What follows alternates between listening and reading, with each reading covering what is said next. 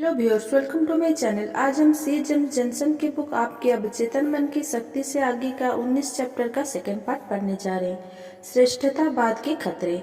आप में से सभी का संबंध ऐसे लोगों के साथ रहा होगा जो श्रेष्ठतावाद या परफेक्शनिस्ट होते हैं। ये हमारे अभिभावक, भाई बहन, शिक्षक, प्रशिक्षक, मित्र या दफ्तर के अधिकारी हो सकते हैं। ये सभी वो लोग हैं जिनका उद्देश्य आपके प्रदर्शन को बेहतर बनाना होता है। अक्सर श्रेष्ठतावादी लोगों ने यह गुण है आनुवंशिक रूप से ग्रहण किया होता है। मेरा उद्देश्य श्रेष्ठतावाद पर किसी तरह के निर्णय पर पहुंचना या राय बनाना नहीं है, बल्कि मैं इस बारे में अपने अवलोकन आपके साथ साझा करना चाहता हूँ। ये अवलोकन उस दबाव के बारे में है जो श्रेष्ठतावादी लोग अक्सर उन लोग डालते हैं जो उनके नियंत्रण या प्रभाव में होते हैं। यदि आप श्रेष्ठतावादी हैं या कभी रहे हैं तो आप अच्छी तरह से जानते हैं कि यह पूरी तरह से आपका चुनाव होता है कि कुछ लोग का आपके साथ रहना आपको खुशी देगा या आपके जीवन के स्तर को बढ़ाएगा, ठीक उन्हीं की तरह जिन्हें आप अपने जीवन के लिए महत्वपूर्ण समझते हैं। मुझे विश्वास है कि जिन लोग की परवरिश श्रेष्ठतावादी पालकों के साए तले होती है या जिनका संबंध ऐसे लोगों से पड़ता रहता है, वे बड़े ही दबाव में जीते हैं। आपके काम या प्रदर्शन शायद ही कभी श्रेष्ठतावादी लोगों के अपेक्षाओं पर खरे उतरते हैं। धीरे धीरे उस व्यक्ति के मन में अपने प्रति हीन भावना घर करती जाती है और वह दूसरे व्यक्ति की कसौटी पर खरा नहीं उतर पा रहा है। यह एहसास उसके आत्मविश्वास को खत्म करता जाता है। विशेषतः परिवार में श्रेष्ठतावाद के ये लक्षण पीढ़ी दर पीढ़ी स्थानांतरित होते जाते हैं। क्या अब समय आ गया है कि इस कड़ी को तोड़ा जाए?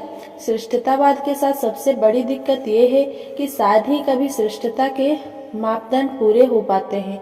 श्रेष्ठतावादियों का दुनिया को देखने का तरीका यह होता है कि वे अच्छे बातें देखने की बजाय गलतियां ही खोजना पसंद करते हैं। कल्पना करें, एक युवा जिम्नास्टिक खिलाड़ी अपने जीवन का पहला प्रदर्शन कर रही है। उसे दर्शकों का बढ़िया प्रतिसाद मिलता है। निर्णायक उसे 9.8 अंक देते हैं और वो पहले स्थान पर रहती है। उसके प्रशिक्षक द्वारा यह कहा जाना स्वाभाविक होगा, बहुत बढ़िया प्रदर्शन, तुम महान हो, देखो तुम कितनी आगे निकल आई हो। ये वह शब्द होंगे जो उस युवा खिलाड़ी को अपने प्रदर्शन के बारे में अच्छा महसूस कराएंगे। अब कल्पना करें कि ये सारी स्थितियां है, मगर युवा खिलाड़ी का प्रशिक्षक श्रेष्ठतावादी है, तो उसके शब्द क्या होंगे? अच्छा प्रदर्शन है, मगर मैं यह भी बताना चाहता हूँ कि तुम्हें अभी किस बात पर काम करने की जरूरत है। ये 9.8 और 10 के बीच का अंतर है जिसे तुम्हें भरना है। उसके बाद वह उन गलतियों को बताता रहता है जिन्हें उस खिलाड़ी ने अपने प्रदर्शन के दौरान किया था। भले ही वो सही बात कह रहा हो, मगर उस बात को कहने के लिए उसने गलत समय चुना था। युवा खिलाड़ी मैदान छोड़ते समय अपनी जीत का जश्न मनाने की बजाय अपने प्रदर्शन की कमियां के बारे में सोचती रहेगी।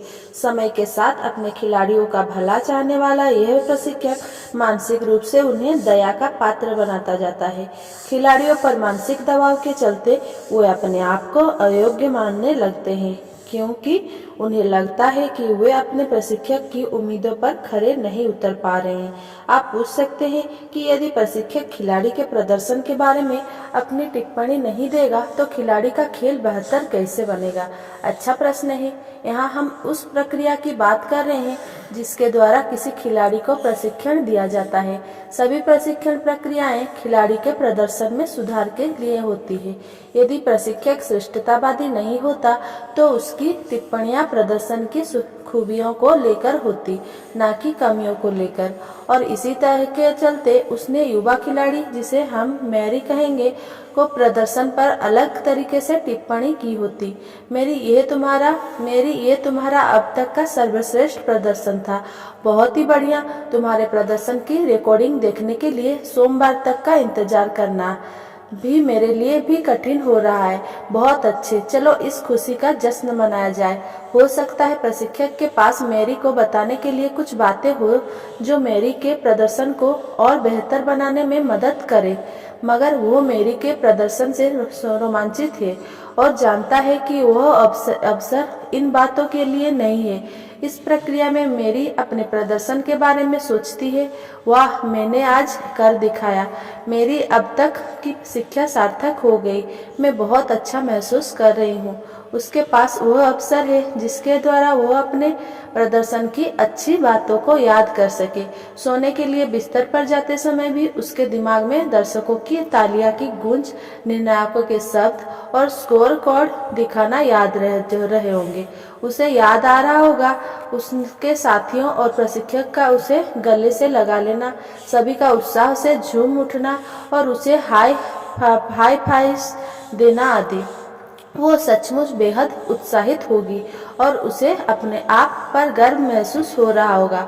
जल्दी ही सोमवार भी आ जाएगा और अपने प्रशिक्षक के साथ अपने प्रदर्शन की रिकॉर्डिंग देखने के बाद एक अच्छा प्रशिक्षक कहेगा, क्या इसमें तो ऐसा कोई कमी नजर आती है जिस पर काम करना तुम्हें जरूरी लगता है? मेरी इस अंतर को देख सकेगी। मेरी अपने खेल में क्या सुधार करना चाहती है, इसे मेरी को ही तय करने दिया जाए। प्रशिक्षक को केवल सहयोगी की ही भूमिका में बने रहना चाहिए और यदि मेरी अपने खेल में कोई सुधार चाहती है तो उसकी मदद करनी चाहिए। किसी भी प्रदर्शन में पूर्णता अर्थात 10 से पूरे 10 अंक मिले, ऐसा क्षण कभी कभी ही आते हैं, शायद तब जब सारे सितारे भी आपका सहयोग कर रहे हों और आपके प्रदर्शन में कोई भी गलती नहीं होती। खिलाड़ियों ने फ्लो और जॉन के बारे में बताया और लिखा है। यदि यह आपके पास आ जाता है तो बहुत बढ़िया बात होगी, मगर यदि हम अपने मानकों को सर्वश्रेष्ठ से श्रेष्ठ की ओर लाएं तो क्या खेल तनावपूर्ण रहने की बजाय और मजेदार तनाव रहित नहीं हो जाएगा? मैं निश्चित तौर पर कह सकता हूँ कि प्रदर्शन के मामलों मानकों को थोड़ा लचीला बनाने से आप में से यदि किसी को युवा बच्चों के पालक या प्रशिक्षक बनाने का अवसर मिलता है तो वे आपके प्रशिक्षण का भरपूर आनंद लेंगे। एक अंतिम बिंदु ये कि यदि सर्वश्रेष्ठतावादी लोग उच्च पदों पर अर्थात बॉस के रूप में पदासीन है तो उनसे सावधान रहने की जरूरत है। याद रहे, उन्होंने ये स्थान सोची समझी नीति के तहत श्रेष्ठतावादी बनाकर हासिल किया है। चूंकि उनका ध्यान इस बात पर रहता है कि गलती क्यों हो रही है और इसके साथ ही अनुपयोगी होने का भाव भी जुड़ा होता ही है। अतः वे स्वयं को बड़ा ही असुरक्षित महसूस करते हैं और अपनी श्रेष्ठता के बाद भी असफलता का भय उन्हें हमेशा डराए रखता है। वे निर्णय लेने में देर करते हैं और कई बार संस्था को नुकसान पहुंचा सकते हैं, दबाव में ला सकते हैं, क्योंकि उनके मन में जमा असफलता का भय उन्हें बड़े निर्णय लेने के योग्य बनाता रहे। हालांकि सफलता की राह हमेशा निर्माण से परिपूर्ण रहती है। यदि हम सभी सकारात्मक आलोचना को अपनाएं, अपने भाई बहनों के प्रति निस्वार्थ प्रेम और स्वीकार भाव रखें और यह मान ले कि बर्फ के टुकड़ों की तरह ही कोई भी दो व्यक्ति एक से नहीं हो सकते। एक ही जूता हर एक के पाँव में फंसाने वाला सिद्धांत अब पुराना हो गया है, जो अधिक टिक नहीं सकता।